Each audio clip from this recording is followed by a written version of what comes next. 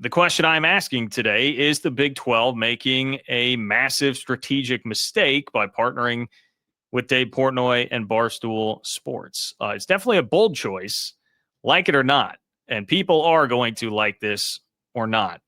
I'm going to try and cut through some of the like it or not part to piece together the strategy of this. Okay, so this story came out Wednesday that the Big 12 had a call with Barstool Sports founder Dave Portnoy. Brett Yormark, all 16 ADs were present, according to The Athletic. There's no official contract between the Big 12 and Barstool, but the Big 12 is trying to. Now, this is how The Athletic frames it. The Big 12 is looking to capitalize on Fox's new partnership with Portnoy and Barstool by engaging with the brand moving forward. So, yeah, this already became a story in college football circles in general when Dave Portnoy became a part of Big Noon Kickoff and Big Noon Saturday for Fox Sports. Basically, the opposite, or the equivalent, rather, of Pat McAfee. He is the equivalent of Pat McAfee for Fox. And look, I will be honest, I did not find it very entertaining to have him just come on and scream at Ohio State fans on Saturday. He being a Michigan guy, basically just trolling them, which, look, I came up in the Twitter world. I understand trolling, but, you know, when things have turned into kind of just a wrestling promo, just screaming at fans and it's almost inaudible, it just made me yearn for the days when College Game Day was really in its heyday, and it was much more, hey, here's analysis on the games, here's full coverage of all the games going on, not too slanted toward a couple of different conferences. But this is what it is. Like it or not, this is what it is. And Pat McAfee serves largely the same role on ESPN. So here comes the Big 12 trying to take advantage of this. Obviously, they have a relationship with Fox, being that Fox is showing some Big 12 games. Fox, by the way, is showing up to Ames, Iowa this weekend for Cyhawk, which is great. And I do love that. And you now have Barstool involvement with that as well. And that's what the Big 12 is trying to do here. And look, when I say like it or not, we got to get down to the strategic part of this. The fact that Fox has already partnered with the guy tells you all you need to know about like where Barstool is at when it comes to mainstream and the culture in general right now. Like, they're in the mainstream. They are literally right there with Fox. If you go, I mean, just this whole vibe, the kind of bro vibe of covering sports is all over the place. It's proliferated everywhere. ESPN's doing stuff with Bussin' with the Boys. None of this is really my cup of tea. I mean, I'll be honest. And if you watch this show, I think you can probably figure that out. Now, I know people kind of label like the frat boy brand of sports.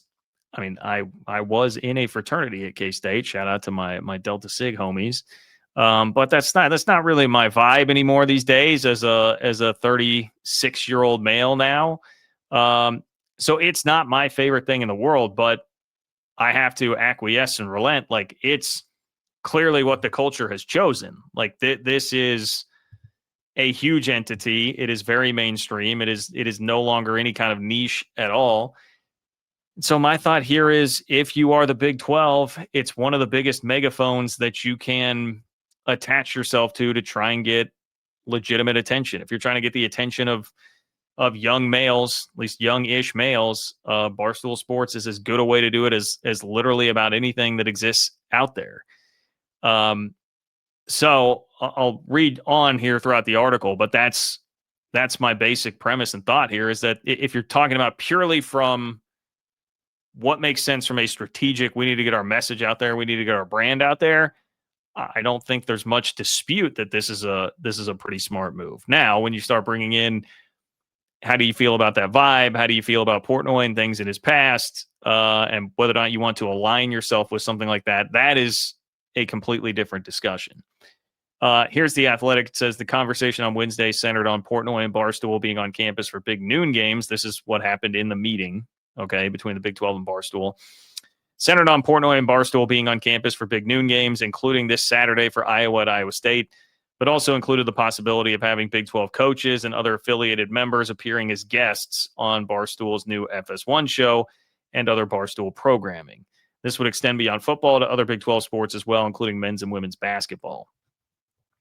Quote, This is an interesting quote here from a Big 12 source. Quote, I think the Big 12 wants to create a stark contrast to the relationship between Barstool and the Big 10.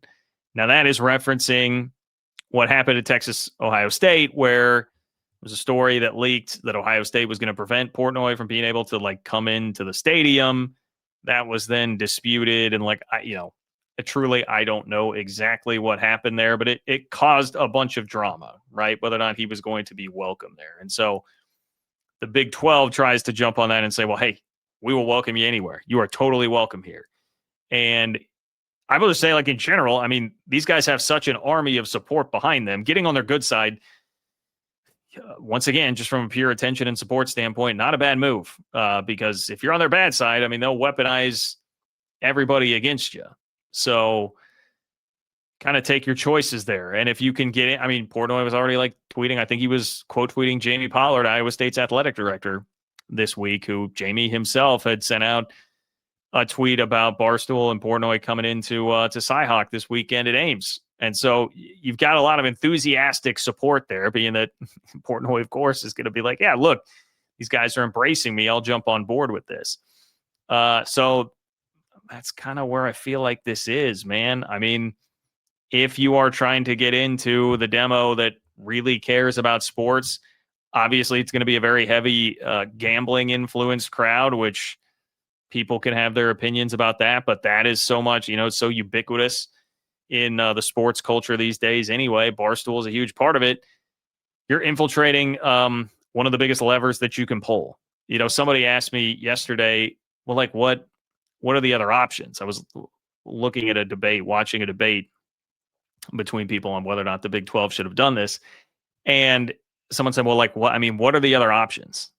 Like, if you don't do this for whatever reason, you don't like it, like, what are the other options? And I was like, well, I mean, the other options are you get Fox or ESPN to pay more attention to you, basically. And it doesn't really seem like that's something that's going to happen, or at least anytime soon. You got a lot of work to go for that. So next best thing, I mean, this literally might be the next best thing in terms of a broad-based entity out there.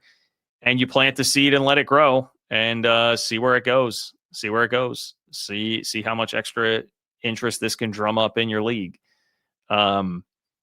Like it or not, like Barstool basically won the culture war. That whole vibe has won the way that we cover sports and think about sports. And so here it is. Like it or not, you can get on board or you can let it pass by. And I understand a lot of the opinions on both sides of that. Like I said, this is not really my cup of tea or my vibe, but I certainly understand what the Big 12 is doing here. And to just kind of hammer home the point, underscore the battle that you're up against in terms of like the attention economy right now and how much attention you are getting. Well, I'll give you a couple of examples here. One is if you look at the TV numbers from this past weekend, right? We got the TV numbers from this past weekend, and it actually was pretty good for the Big 12. You had 3 of the top 7 games on ABC ESPN. So Nebraska, Cincinnati, 3.3 million. Colorado, Georgia Tech, 3.7 million. And TCU, North Carolina did 6.1 million. All very good numbers for Big 12 games, right? I mean, a lot of times you're looking at anywhere from like 800,000 to maybe 2 million for Big 12 games. Those are all great numbers. If you add them up, you got 13.1 million viewers across the opening weekend for the Big 12. 13.1. Now, let's take the top 2 games of the weekend. Well, top 3, really. LSU, Clemson, Florida State, Bama, Notre Dame, Miami. Those are all SEC, ACC, but they are the big brands of the ACC. Those did 10.4, 10.7, and 10.8 million. One single game. So the Big 12, your top 3 games there that are on ESPN, ABC, combined for 13.1, and just one of those games from those other bigger brands did 10.8. So like that's what you're up against here, when it comes to how much attention is being paid, how much people care about your league versus the other leagues. And, the other thing I'm going to mention Josh Pate's show here in just a moment because he is the one that he was paying attention to the Big 12 or made mention of the Big 12 on his show recently. But I wanted to show you the video that I was looking at was a Kansas-Missouri prediction. Okay. So he's got these. He does the same thing I do. Does the live show, clips it out. So he's got clips of all his individual predictions of games. He's got a Michigan Oklahoma prediction that's clipped out. That thing has 67,000 views. Michigan Oklahoma preview and prediction. 67,000 views. Title the exact same, thumbnail the exact same as his Kansas Missouri preview and prediction. Now, Michigan Oklahoma has been out a little bit longer, 1 day versus 13 hours, but it is 67,000 views to 4,000 views on Kansas Missouri. 67,000 views to 4,000 views. There's also 4,000 for Iowa State. So that serves a couple of purposes. Again, one is showing you what you're up against. And then two, when people do complain about some of these national guys and why they don't talk about the Big 12 more, that's in large part why.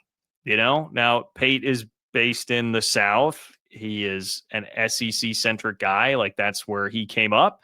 So he is naturally going to have a more SEC heavy kind of audience. Like, all of that makes sense. Like, would be less inclined to have a bunch of diehard Big 12 fans, but still, that's a dramatic difference. And that's why you don't see those shows programming much to talk a lot about the Big 12. So that's why I'm here for you. Remember, open for business Big 12 newsletter, ofbnews.com, ofbnews.com to get signed up for that. Like the video, subscribe to the channel. I'm going to be here talking about the Big 12. But that doesn't mean that it's easy to get attention for this league. And so, may not love it. You're totally free to have your own opinion about Dave Portnoy and Barstool Sports, but I hope that at least explains some of the strategy behind what it is that they are doing. And I think anybody that's taking it just from a purely business perspective, right? Purely, how do we get more eyeballs on this product? I don't know that there's much of an argument against it. The argument against it comes into when you bring in everything else, which definitely matters. I'm not trying to tell you that it doesn't. But that, I think, is the most balanced, kind of reasonable explanation I can give you of all of this. So